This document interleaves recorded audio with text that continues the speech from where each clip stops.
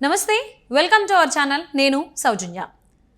త్వరలోనే ఆంధ్రప్రదేశ్లో ఎన్నికలు రాబోతున్నాయి. ఇంకా సర్వేల పర్వం కొనసాగుతూనే ఉంటుంది. సో టైమ్స్ నౌ కూడా ఒక సర్వేని విడుదల చేసింది. అందులో వైసీపీకి 0 నుంచి 25 స్థానాలు వచ్చేటువంటిగా రిజల్ట్ చెప్తుంది. సో మరి ఇది ఎంతవరకు నిజం? ఇది ఏమన్నా సర్వే తాడేపల్లి నుంచి వచ్చేటువంటి అవకాశాలు ఉన్నాయా అంటే అవుననేటువంటి సమాధానం వినిపిస్తుంది. మరి ఈ అంశానికి సంబంధించి మనతో మాట్లాడడానికి ఈరోజు మనతో పాటు ఉన్నారు సీనియర్ జర్నలిస్ట్ దుర్గా కుమార్ గారు ఉన్నారు. వారితో మాట్లాడదాం. నమస్తే అండి. నమస్కారం మా సౌజన్య, మన వీక్షకులు కూడా నమస్కారం. సో ఇప్పుడు వరకు కూడా తెలంగాణలో మాత్రమే సర్వేలు చూడడం జరిగింది. సో ఇప్పుడు అది అలా ఆంధ్రప్రదేశ్కి పాకింది అనమాట. సో మొదటిసారిగా ఒక సర్వే, ఇందుకు ముందుకు ఒక సర్వే చూసాము. అందులో ఆల్మోస్ట్ టీడీపీకి అనుకూలంగా ఉన్నట్టుగా వచ్చింది. సో బట్ ఇప్పుడు టైమ్స్లో ఇచ్చినటువంటి సర్వే ఎలా ఉంది అంటే వైసీపీకి 0 నుంచి 25 స్థానాలు వచ్చేటువంటి అవకాశాలు ఉన్నాయి. టీడీపీకి 0 నుంచి 1 మాత్రమే, అసలు జనసేనకి అసలు లేనే లేదు అన్నట్టుగా సర్వేలు వెల్లడించడం జరిగింది. ఈ సర్వే వాళ్ళు ఇచ్చింది కాదు, తాడేపల్లి నుంచి వచ్చింది అనేటువంటి కామెంట్స్ కూడా ఉన్నాయి. సో ఇది ఎంతవరకు వాస్తవం ఏంటి అంటే ఇది చాలా మనకి వైఎస్ఆర్సీపీ పార్టీలో జరుగుతున్న పరిణామాలకి సర్వే ఫలితాలకి పూర్తి వైవిధ్యంగా కనబడుతుందమ్మా. ఒకవేళ కనుక 0 to వాళ్ళకి మ్యాక్సిమం 25 వస్తుందని చెప్పినట్టే ఈ సర్వే ఫలితాలు.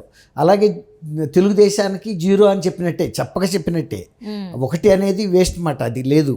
25 కూడా 100% వైఎస్ఆర్సీపీకి వస్తనేది టైమ్స్ నౌ సర్వే. అంతే, మనం అలా వరకే తీసుకోవాలి. ఇప్పుడు ఈ సర్వే ఇప్పుడు కార్యక్షేత్రంలో జరుగుతున్న పరిస్థితికి పూర్తి భిన్నంగా ఉంది. పార్టీలో వాళ్ళ అంతర్గతంగా అగ్రనాయకుల అంచనాలకు కూడా ఇది భిన్నంగా ఉంది. వాళ్ళకి నమ్మకం లేదు పార్టీ పరిస్థితి. ఇవాళ వాళ్ళు నియోజకవర్గాల ఇన్ఛార్జీలని, సీనియర్ మంత్రులు కూడా ఆ నియోజకవర్గాల నుంచి మార్చి కొత్త సాట ఇస్తూ ఉంటున్నారు కానీ అది కూడా ఎంతవరకు అనేది నమ్మకం లేదు. రేపు ఎలక్షన్లో టికెట్ల అలొకేషన్ వచ్చేటప్పటికి చాలా మార్పులు చేర్పులు జరుగుతాయి. అసలు మార్పులు చేర్పులకి కారణం ఏంటంటే అసలు ప్రభుత్వం మీద ఉన్న వ్యతిరేకతని వాళ్ళు ఎలా అర్థం చేసుకుంటున్నారంటే అభ్యర్థుల మీద ఉన్న వ్యతిరేకతగా అర్థం చేసుకుంటున్నారు. అభ్యర్థులుగా చేయగలిగింది ఏం లేదు వైఎస్ఆర్సీపీ పార్టీలో, ఎందుకంటే డెవలప్మెంటల్ ప్రోగ్రామ్స్ ఏం జరగలేదు కాబట్టి ఎమ్మెల్యేస్ పాత్ర అనేది లేదు. ఎమ్మెల్యేస్కి ప్రత్యామ్నాయంగా కూడా కొన్ని వ్యవస్థలను అక్కడ రూపొందించారు. ఇవాళ సర్పంచ్లు కానీ ఎమ్మెల్యేలు కానీ ఒక డమ్మీ అభ్యర్థులు అయిపోయారు అక్కడ. ఒకప్పుడు ఎమ్మెల్యే అంటే చాలా కీలకం డెవలప్మెంట్లో. ఒక నియోజకవర్గానికి కింగులు అంటాడు, కలెక్టర్ ఎట్లాగో అట్లా అన్నమాట. జిల్లాకి ప్రతిదీ కూడా ప్రజలు ఎమ్మెల్యే దగ్గరికి వెళ్ళేవాళ్ళు. ఇవాళ అసలు ఎమ్మెల్యే దగ్గరికి వెళ్ళే పరిస్థితే లేదు. ఎమ్మెల్యే దగ్గరికి వెళ్తే జరిగే పని కూడా లేదు, వెళ్ళటమే వేస్ట్. ఇప్పుడు ఏమైనా చిన్న పనులు ఉంటేనేమో వాలంటీర్లతో చేస్తున్నారు. తర్వాత సర్పంచుల పరిస్థితి కూడా ఎట్లా ఉందంటే గ్రామ సచివాలయాలను పెట్టి అందులో కూడా వేరే ఉద్యోగుల్ని పెట్టేశారు, ఏ డిపార్ట్మెంట్కి ఆ డిపార్ట్మెంటు. దాంతో సర్పంచ్ ఊళ్ళో తిరుగుతున్నా కూడా ఇతనితో అయ్యే పనే ఉంది, మనం విలేజ్ సెక్రటేరియట్ కార్యకర్తలు ఉన్నారు వాళ్ళతో చేయించుకుందామని.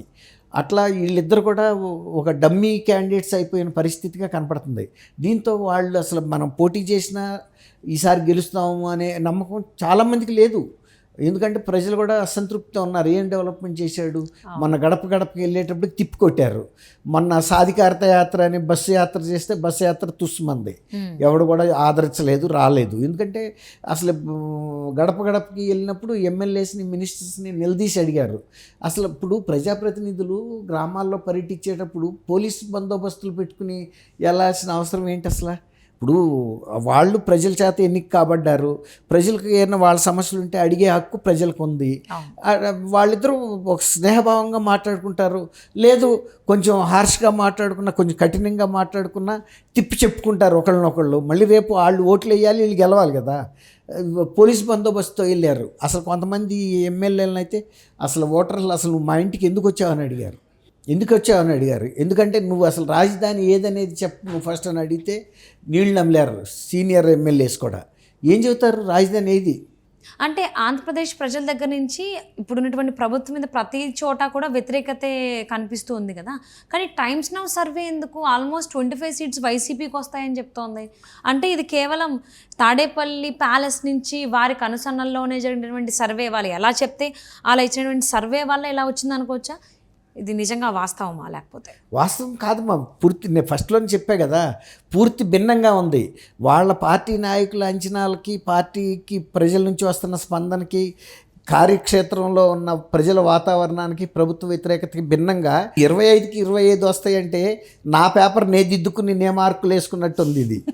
ఇప్పుడు నేను వేసుకున్నప్పుడు తక్కువ ఎందుకు వేసుకుంటాను? 100కి 100 వేసుకుంటా, ఎక్కువ కూడా వేసుకుంటా, 100కి 150 వేసుకుంటా. నన్ను ప్రశ్నించేది ఎవరు? ఇప్పుడు ఇది వాళ్ళు స్పాన్సర్ చేసి వాళ్ళు ఇచ్చిన రిపోర్ట్ అనేది చెప్పకనే చెబుతుంది. ఇప్పుడు రేపు టైమ్స్ నవ్వు ఇంకో 3 నెలల తర్వాత అయినా అక్కడ ఎన్నికలు అవుతాయి, ఇది మనం రికార్డ్ చేసి ఉంచుకుందాం. ఆ టైమ్స్ నవ్వు పరిస్థితి ఏముంటుంది? ఖచ్చితంగా ఇందుకు వాళ్ళు వేసిన దానికి పూర్తి భిన్నమైన ఫలితం అయితే వస్తుందని నేను ఇప్పుడు చెప్పగలను. ఎట్లా అంటే ఎప్పుడైతే వాళ్ళు 25కి 25 వస్తారంటేనే వాళ్ళకి ఎవరో స్పాన్సర్ చేశారు, వాళ్ళు గైడ్ చేశారు, వీళ్ళు వేశారని తెలిసిపోతుంది. కాబట్టి ఇంకా దానికి పెద్ద విలువ ఇవ్వాల్సిన అవసరం అయితే లేదు, దానికి ఒక ప్రాధాన్యత ఇవ్వాల్సిన అంశం అయితే కాదు. ఎక్కడ ఫలితాలు కనపడుతున్నాయి? ఇంతమంది కనుకుంటే చాలామంది పోటీ చేయడానికి ఎందుకు విముఖత చూపిస్తున్నారు వైఎస్ఆర్సీపీ ఎమ్మెల్యేలు? తర్వాత అధిష్టానమే స్వయంగా జగన్మోహన్ రెడ్డి గారే వాళ్ళని ఇతర నియోజకవర్గాలకు ఎందుకు మారుస్తున్నాడు? అసలు ఆయన కిందసారి 151 పెట్టినప్పుడు వీళ్ళందరూ కూడా ఎవరో తెలియదు కదా, అసలు ప్రజలకు తెలియని అభ్యర్థులు. అయినా కూడా జగన్మోహన్ రెడ్డి గారు ఇచ్చిన హామీలను నమ్మారు, వేశారు. ఒక్కసారి ఆయన అడిగాడు అవకాశం. ఇప్పుడు నమ్మి వేసిన తర్వాత, ఒకసారి ఇచ్చిన తర్వాత ఆయన అమలు చేయనప్పుడు రెండోసారి అడిగితే ఎవడన్నా వింటాడా? పోతే రాదు కదా. ఇప్పుడు సొంత చెల్లెలు తల్లి కూడా గతంలో కాళ్ళకి బలపాలు కట్టుకు తిరిగారు. అన్ని రకాల మేము రాజన్న రాజ్యం అంటే రాజశేఖర రెడ్డి గారి రాజ్యం తీసుకొస్తామంటే రాజశేఖర రెడ్డి గారికి ప్రజల్లో పరపుతుంది, అందువల్ల నమ్మారు. ఆయన సతీమణిగా విజయం గారిని కూడా గౌరవిస్తారు, ఇప్పటికీ గౌరవిస్తారు ఆమెని. ఎందుకంటే కాకపోతే ఇప్పుడు ఆమె ఈ మధ్యకాలంలో వచ్చి మళ్ళీ ఆంధ్ర ప్రజలను పరామర్శించలా, వాళ్ళు సత్యారా బతికారా అనేది పరామర్శించలా. ఇప్పుడు అది రేపు అడుగుతారు ఆమె కనుక వస్తే మళ్ళీ జగన్ బాబుకి ఓటేయమని. అట్లాగే నేను జగన్ అన్న వదిలిన బాణాన్ని షర్మిల గారు వచ్చిన బాణం సరేనమ్మా, నీ బాణానికి మా పీకలు తెగిపోయినాయి, ఇక ఇప్పుడు వచ్చి నువ్వు చేసేదేముంది అని అడుగుతారు కదా. అట్లా ఆ పరిస్థితుల్లో ఈ టైమ్స్ నౌ సర్వే ఎట్లా చెబుతుంది? సొంత తల్లి చెల్లి కూడా సర్టిఫై చేయలేకపోతున్నారు కదా మంచి ప్రభుత్వం. కాంగ్రెస్ నుంచి కదా ఆవిడ, అదే కదా రాజకీయాల్లోకి అడుగు పెడతారా పెట్టరా వేరే మాట. ఆయనైతే సపోర్ట్ చేసే పరిస్థితులు లేదు, ఆయన్ని దగ్గర రానివ్వట్లేదు. ఎందుకు రానివ్వట్లేదు? వాళ్ళతో పని అయిపోయింది, ఇక రెండోసారి వాళ్ళు వచ్చినా గెలిచే పరిస్థితి లేదు, ఆయనకి తెలుసు. కాబట్టి ఏదైనా డబ్బుతో నేను ఏదైనా మ్యానిపులేషన్ చేసుకుంటాను, లేదు దైవాధీనంగా ప్రజలు కనుక మళ్ళీ నన్ను నమ్మితే గెలుస్తా, నమ్మలేదనుకోండి ఇక పరిస్థితి తిరగమారిపోతుంది అనేది ఆయనకి తెలుసు. ఇప్పుడు ఇవి మ్యానిపులేషన్లో భాగంగా అంటే ప్రజల్ని ఏదో రకంగా మభ్య పెట్టడానికి సర్వే రూపంలో ఇలాంటి కొన్ని సంస్థలు కొన్ని డబ్బులు ఇస్తే రిపోర్ట్స్ ఇచ్చే సంస్థలు మొన్న కూడా చూసాం. తెలంగాణలో కూడా 12 సర్వే సంస్థలు చేస్తే 2 సంస్థలు టీఆర్ఎస్ గెలుస్తుందని ఇచ్చింది, 10 మాత్రం కరెక్ట్గా ఇచ్చినాయి. ఇప్పుడు వాటి ఉనికిని కాపాడుకోవాలి, భవిష్యత్తు మనం మార్కెట్లో ఉండాలనుకునే సంస్థలు యథార్థమైన ఫలితాలు ఇస్తాయి. ఏదో ఒకటిలే మనం డబ్బులు తీసేసుకుని ఒక సర్వే రిపోర్ట్ ఇచ్చేస్తే ఒకటి లెటర్ ప్యాడ్ మీద టైప్ కొట్టి ఇచ్చేదే కదా, వాళ్ళే కొట్టి తెస్తారు. ఆ తెచ్చింది వీళ్ళ లెటర్ ప్యాడ్ మీద ఇచ్చి సంతకం పెట్టు ప్రెస్కి ఇవ్వాలంతే. అట్లాంటి సంస్థలు కూడా కొన్ని ఉన్నాయి. అట్లా పార్టీల మీద ఆధారపడి పారాసైట్ల లాగా బతికే ఇట్లాంటి సంస్థలు. ఈవెన్ మేబీ జగన్మోహన్ రెడ్డి గారు ఎన్నికల్లో గెలవడం కోసం వాళ్ళకి వ్యూహకర్తగా వ్యవహరిస్తున్నటువంటి ప్రశాంత్ కిషోర్ గారు ఇచ్చినటువంటి ప్లాన్ కూడా అయి ఉండొచ్చు. ప్రశాంత్ కిషోర్ గారు ఇలాంటి ఏజెన్సీలు కూడా ఆయన సజెస్ట్ చేస్తాడు, వాళ్ళకి డీల్ కుదురుస్తాడు, వాళ్ళకి ఇంత అమౌంట్ ఇవ్వండి వాళ్ళు ఇస్తారని. ఆ ప్రశాంత్ కిషోర్ గారు అక్కడి నుంచి ఆయన ఎలా మేనేజ్ చేయాలని నంబర్స్ కూడా పంపిస్తాడు. అందుకని 25 వేసేయండి ప్రజలకి అవనమ్మకం లేకుండా అని అట్లా చేస్తాడు అన్నమాట. అదే జనాల్లో ఏదో ఒకటి అంటే కొంతమంది ఇలా పేపర్లో వచ్చేటప్పటికి నమ్ముతారు కదమ్మా.